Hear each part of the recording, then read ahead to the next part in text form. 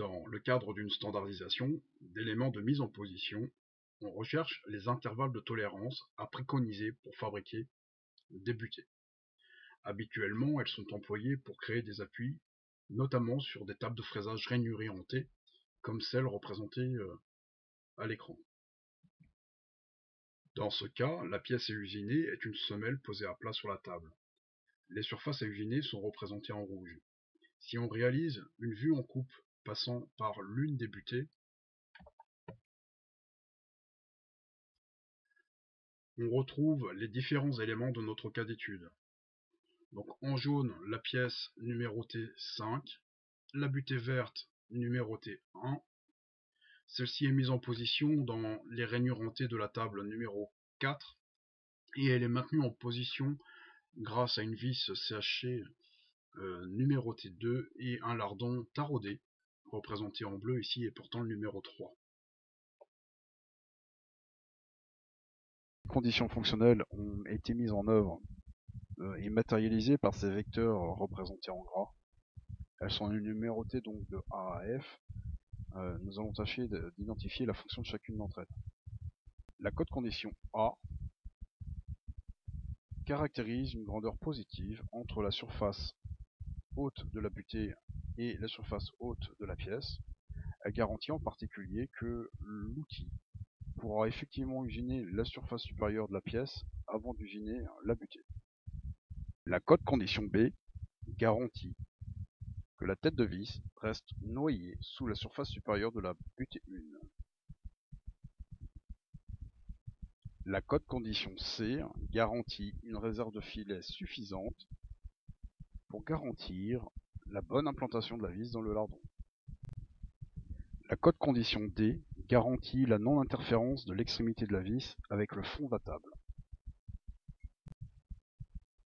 La code condition E garantit, elle, la non-interférence du lardon 3 avec le fond de la rainure 4. Enfin, la code condition F garantit un espace libre entre la butée 1 et le lardon 3, de telle manière que ces deux composants puissent effectivement mordre la table de fraisage à cet endroit et garantir de la sorte un bon maintien en position des éléments.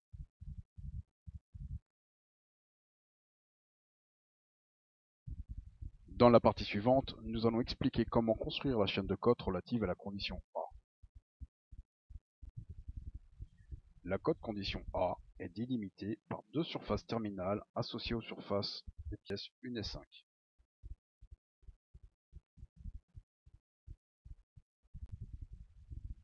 Pour amorcer la construction de la chaîne de cote, il suffit de se souvenir que l'origine de vecteur A va correspondre à l'origine d'un des vecteurs de la chaîne de cote. En employant une direction de lecture correspondante à la direction du vecteur A, donc à savoir une direction verticale, nous allons aller à la recherche de surfaces de contact faisant intervenir en particulier la pièce numéro 1 de laquelle nous sommes partis. Cette surface de contact fait intervenir à la fois la pièce 1, mais également les pièces 5 et 4.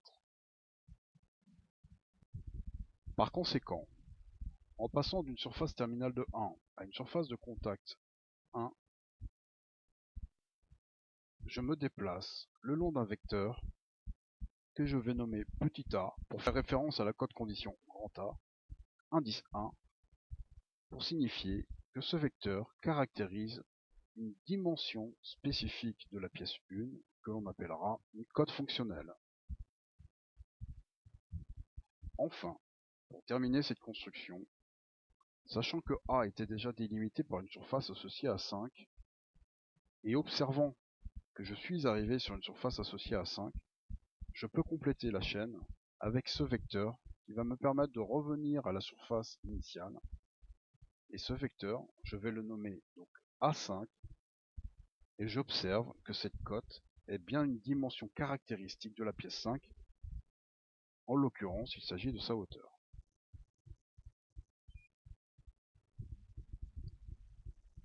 Pour conclure la construction de la chaîne de cotes, il s'agit d'établir l'équation aux valeurs algébriques reliant la cote condition grand A aux cotes fonctionnelles que nous venons de faire apparaître.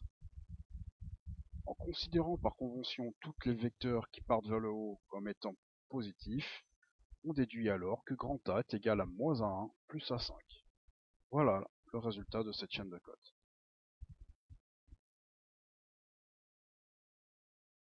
Pour ce qui est de la chaîne de cotes associée à f, je vous invite à faire pause et à essayer de faire l'exercice par vous-même. Pour résoudre cette chaîne, on commence toujours par identifier les surfaces terminales associées à la cote condition. En l'occurrence, on voici associé à la pièce 1 et à la pièce 3. En suivant une direction de lecture verticale, je vais essayer de trouver une surface de contact faisant intervenir la pièce 3. J'en trouve une ici entre les pièces 3 et 4. Pour caractériser cette descente, j'utilise le vecteur F3, vecteur qui caractérise une hauteur fonctionnelle sur le composant numéro 3. Alors de nouveau, essayez de poursuivre la démarche en partant de ces étapes préliminaires. Si vos constructions sont correctes, normalement vous devez retrouver une surface de contact faisant intervenir la pièce 4. En voici une qui a la particularité de faire intervenir également une surface associée à la pièce 1. Pour passer d'une surface de contact liée à 4 à une autre surface de contact liée à 4, on construit un vecteur F4. Enfin, on remarque que nous sommes arrivés sur une surface de contact faisant intervenir 1. La pièce 1 intervenait en tant que surface terminale, cela signifie qu'en construisant le vecteur F1 que voici, j'achève la construction de la chaîne de cotes. Je peux contrôler la qualité de ma construction en m'assurant que les trois cotes F1, F3 et F4 sont effectivement des cotes physiquement palpables sur les pièces. De plus, on constate que les origines des vecteurs F et F3 sont posées sur la même ligne de rappel, et de la même manière, les extrémités des vecteurs F et F1 sont également associées à la même ligne de rappel.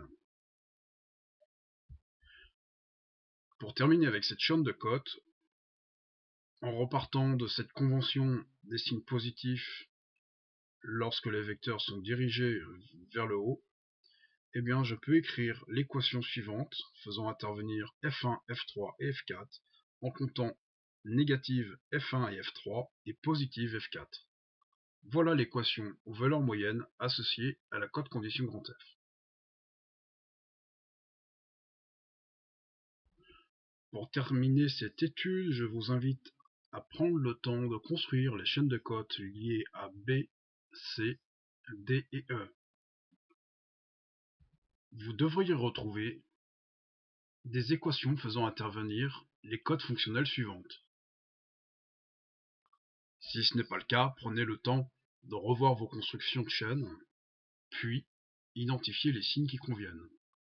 Normalement, si le travail est correctement mené, vous devriez retrouver ces équations aux valeurs moyennes.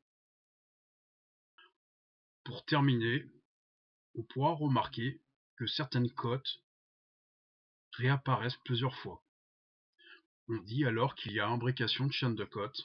C'est le cas en l'occurrence pour la cote fonctionnelle B1 qui correspond à la hauteur entre le dessous de la tête de vis et le dessus de la table numéro 4. Une autre imbrication apparaît entre C4 et F4. On les mettra de côté pour résoudre le problème de cotation qu'on aura à traiter ultérieurement.